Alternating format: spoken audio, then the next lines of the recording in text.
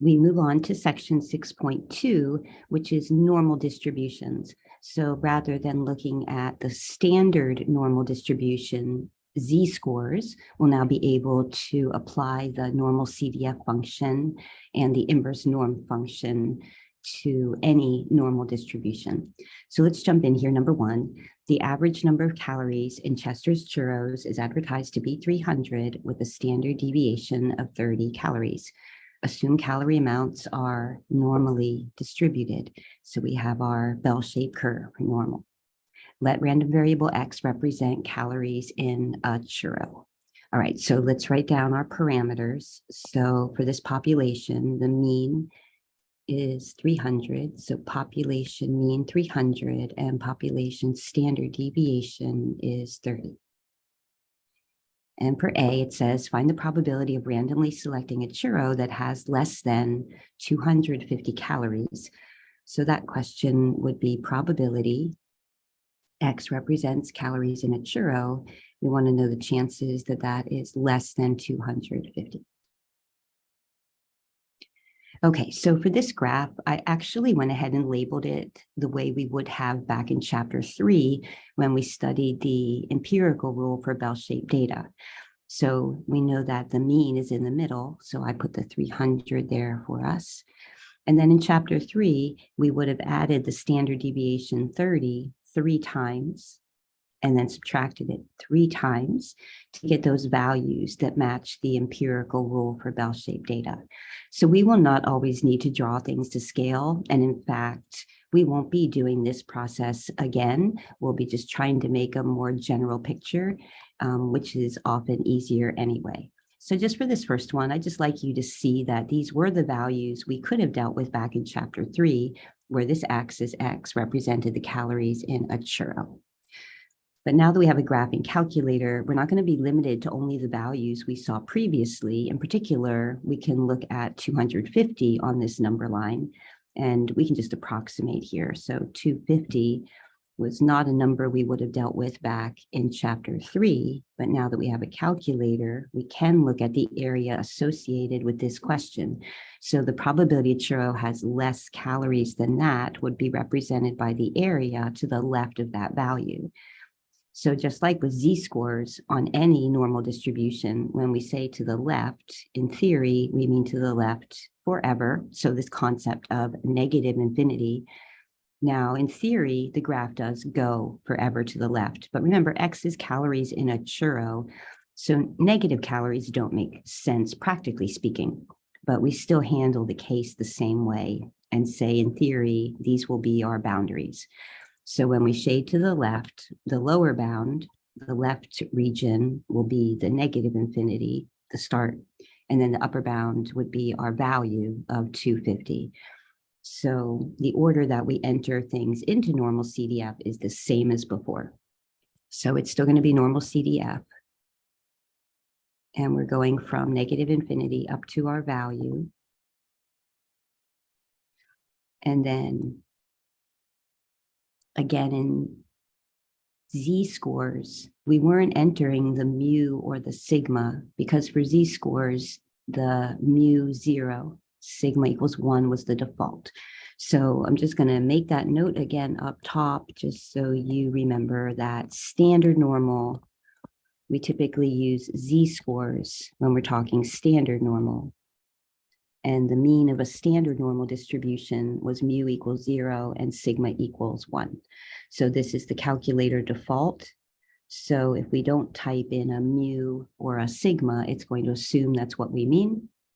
And that means it's looking at standard normal. But now as we do this application problem, the mean is not 0, right? The mean is 300. So now we have to type it in.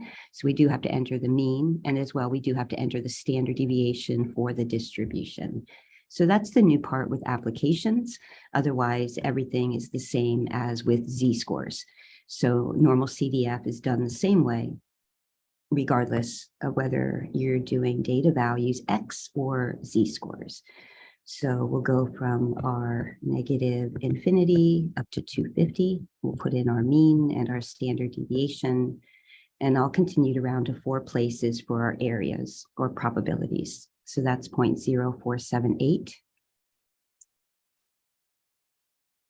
And usually we would leave that in decimal unless we're completing sentences. So I am going to put it as a percentage, and just so we can speak it and say that there's a 4.78% chance if I randomly buy a churro, it will have under 250 calories.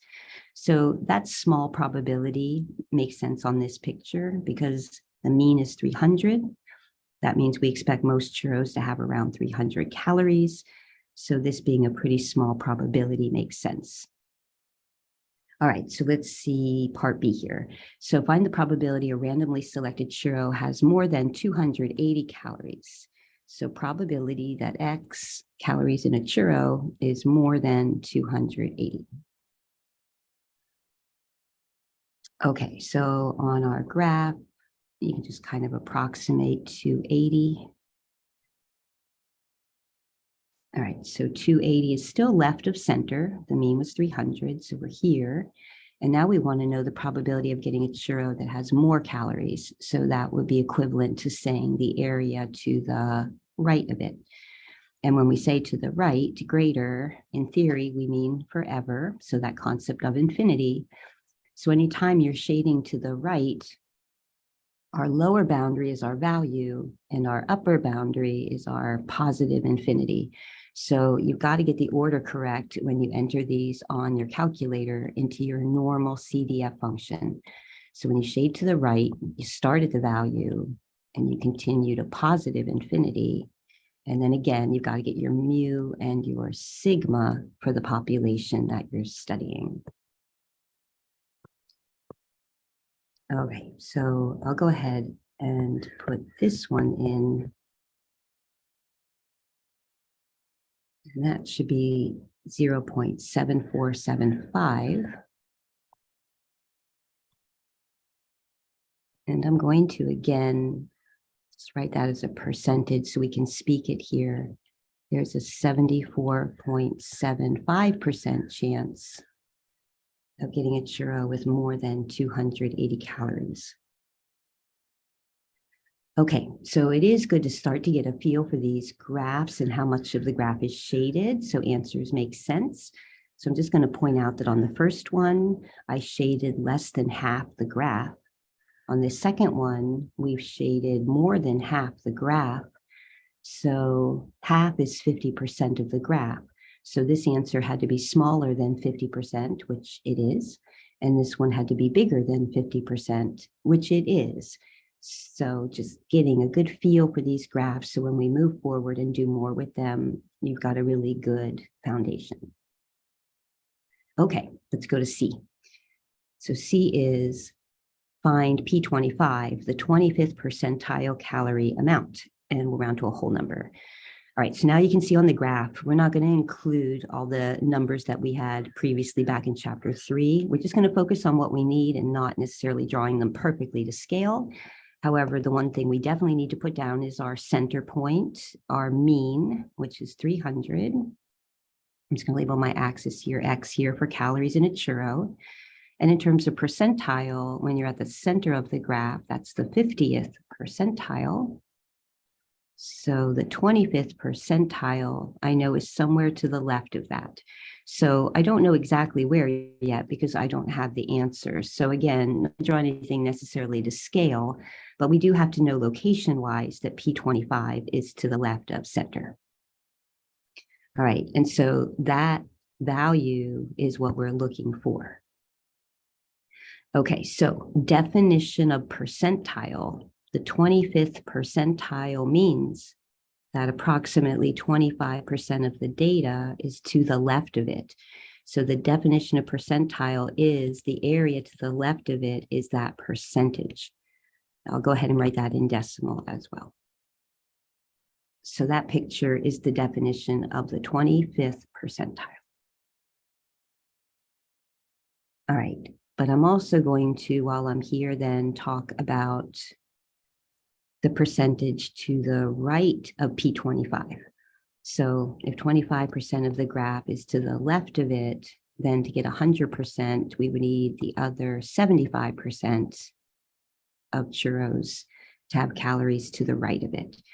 So P25 separates the graph into 25% to the left of it and 75% to the right.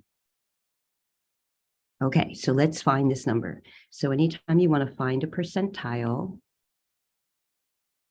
whether it's looking for z-scores or x, a data value, the process is the same. You just go straight to inverse norm,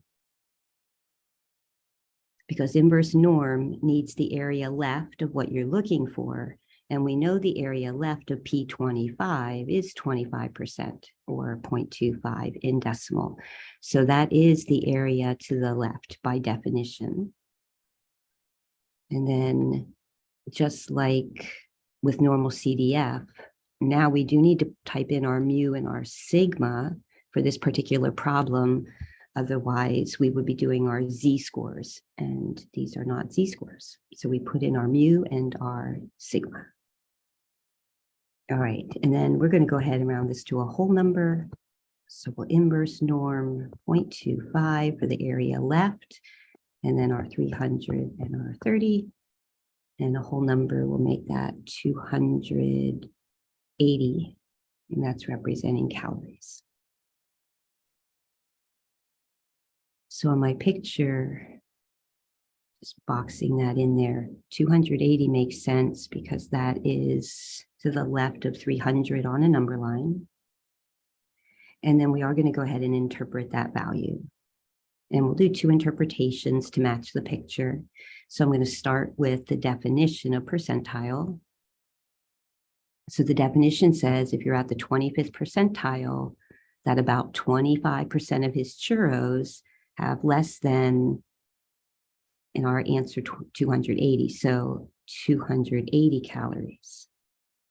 So that's the definition of P25. And then we know that the complement, so approximately the other 75% of his churros would have more than 280 calories.